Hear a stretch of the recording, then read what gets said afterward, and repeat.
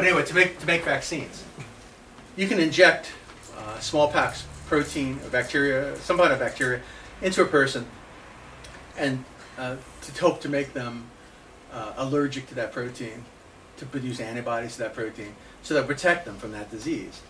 But pharmaceutical companies found out years ago, and it's still proprietary, that first they have to treat that compound with formaldehyde.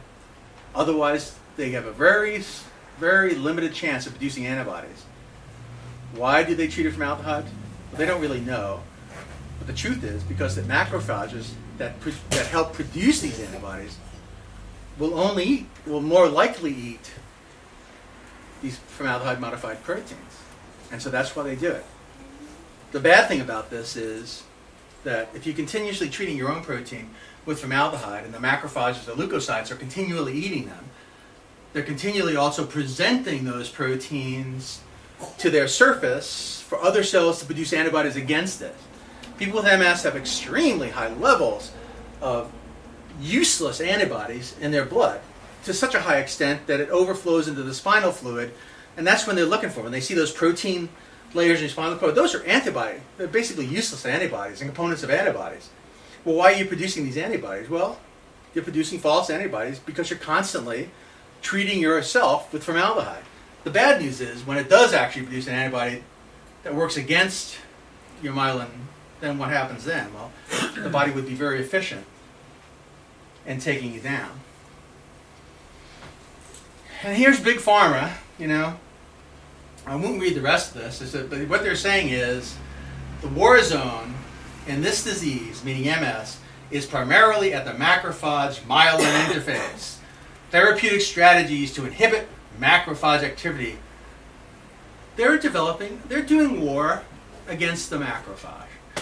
They're doing war against the macrophage, which protects you from so many other diseases, which is only beneficial to you, and yet they choose to do war against something good because supposedly, I can't see why anybody doesn't know this, by the way. I'm not much into conspiracy, but hey, this is simple. So, is this simple or what? I mean, you're understanding. I can see by your faces. This is from another slide, but this just shows what happens. You know, the formaldehyde oozes out of here. It modifies the protein. The macrophages start eating away. You know, and then it's a macrophage. If there's too much of this protein to eat, it turns into a killer cell. It turns into a giant cell and sacrifices its life for you. You know. Okay, so this is just the blood vessel. Found this on the farm. So I made this.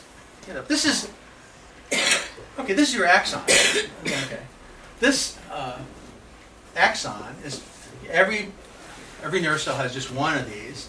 Okay, and it's a big conduit. It conducts a huge amount of information back and forth. Okay, so this is what we're talking about that you're having trouble with if you have MS. This is a nice healthy one. You see I did it with tape. There must be 50 or 60 layers there.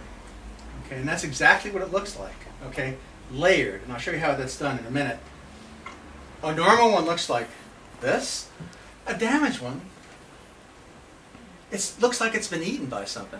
Well, of course, and we know it's been eaten by the macrophage. You know, so it's looking like this until finally you're exposing the bare axon all by itself. That's the dangerous. Okay, it makes it vulnerable to breakage and vulnerable for loss of charge and whatever. Looks like this. Okay. Simply.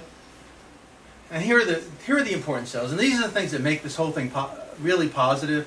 If you've got MS, I'm telling you, there's hope. You know, if you just stop taking the poison that's causing it, because we have these things I call them Schwann cells, because that's what the old Germans used to call them, and I like the term Schwann cells. Your doctor will probably call them oleodendrites, but they're cells, and they're cells. These axons can go all the way down to central and vertebral. They can stretch for maybe an inch or so, and so the nerve cell itself can't take care of the axon. It has no ability to pump food down there and all. So there's these Schwann cells that nurture the axon. That's what it's doing. It's providing nutriment. It's providing layers of myelin. Okay. And this is what with MS is an amazing disease. Because you can have all the, you can have a relapse, you can have terrible symptoms occur, and then all of a sudden they go away. So it behaves just like a poisoning, an intermittent poisoning. So you've been taking a poison, you get the symptoms of the poison, and then the poison stops for some reason, and there's healing going on. The myelin can rebuild. Okay, this is really sort of what it looks like. Here's a Schwann cell. They can't show it in 3 dimensions. It gets looking really complicated. You don't want this to happen where the Schwann cell breaks off. Then it's going to be difficult. But that's irrelevant right now. I want you to read another article, homework, remember their homework. Read 615, The Pathogenesis of Multiple Sclerosis Revisited. This guy's a Scottish scholar, brilliant guy, expert in multiple sclerosis, and he's looking at the cures. He's not the cures, there are no cures, but he's looking at the pharmaceutical companies are presenting as possibilities, as palliatives. That's all you could call them. And he evaluates them even-handedly. And basically he says, no, you may as well take sugar water. That's how good they are. But you got to read that to believe it. Not a long article. A little technical, but get your doctor to help you. I'm sure your doctor would love to help you. They're so helpful. Pretend this tube is a blood vessel. Nice disease-free myelin, that's what it looks like. Now here's what I want to show here. Here's what I want to show.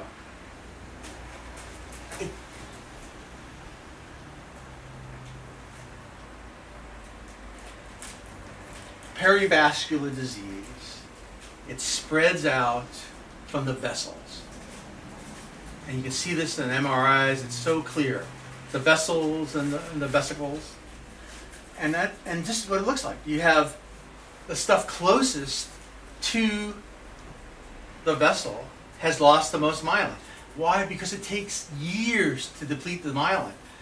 You have one wave of formaldehyde, and the first layer of myelin goes, then another wave, then another wave, then another wave, then another wave. It takes forever. That's why just one shot of methyl alcohol will kill you, and it'll show some demyelination. But you can't get the classic MS demyelination unless the exposure has been over and over and over for years.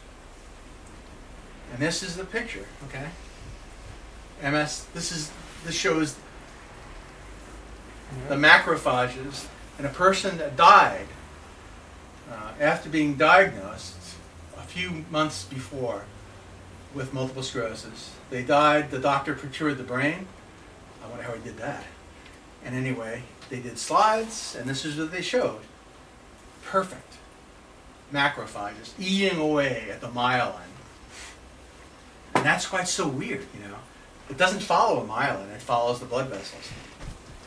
Again, here's a shot, a perivascular MS macrophage, and these are just tons and tons of macrophages eating the myelin around a blood vessel. That's what it looks like. So what's causing this? What could it be?